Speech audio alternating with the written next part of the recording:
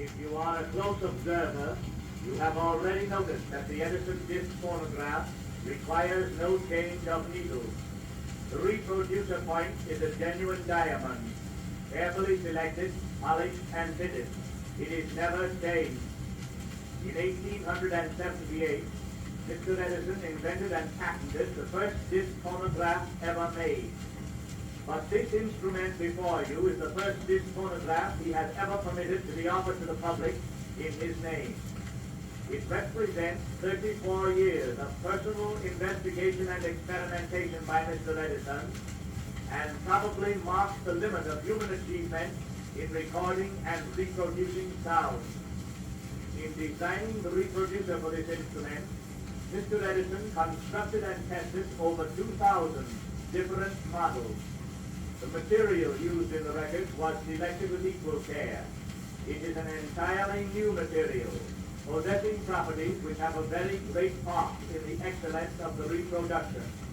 The motor is many times stronger and more costly than any other motor, with the result that the beautiful tone qualities of the instrument are perfectly sustained at all times. Mr. Edison has conducted a series of exhaustive acoustical experiments which have resulted in new methods of sound recording entirely unknown to other manufacturers and very much superior to their methods.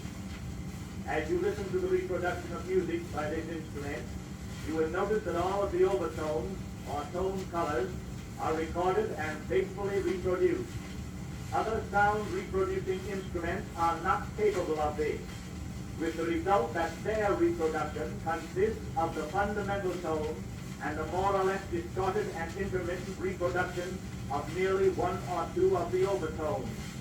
Other records, compared with Edison records, are like an outline drawing without color, shading, or details, compared to a finished painting with all the planes, tones, colors, and perspectives.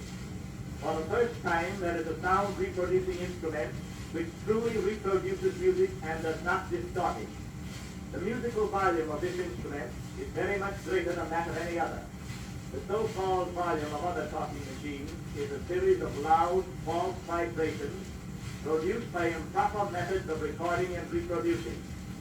Inasmuch as this instrument is capable of a real interpretation of music, Mr. Edison intends to make it the means of offering all of the world's finest music to the American people. From month to month, he will present purposeful programs of music, including the works of the great composers, a revival of English and ballad opera and historic lyrics, a review of the music of the nation, gems of grand opera, the fine old songs, so aptly called art songs, the best musical numbers from modern light opera successes, and all of the contemporary popular music. The artists who make records for the Edison disc phonograph are chosen with the greatest care. They are judged by the standards that prevail in the musical centers of Europe and include the finest voices in the world. In selecting artists, we disregard the bombastic claims of hired press agents, the illusion of stage settings and flattery, or the charm of stage presence. We select only those singers whose art is so great that the full measure of their power is felt without seeing them. Artists whose voices abound with a wealth of color, feeling, and expression.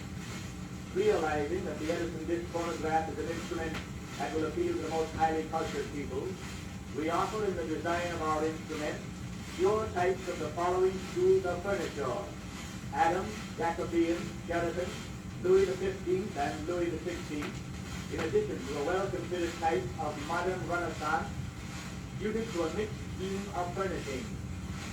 Now, if you will permit this instrument to play a record selected by you, it will more than prove all of the statements I have made.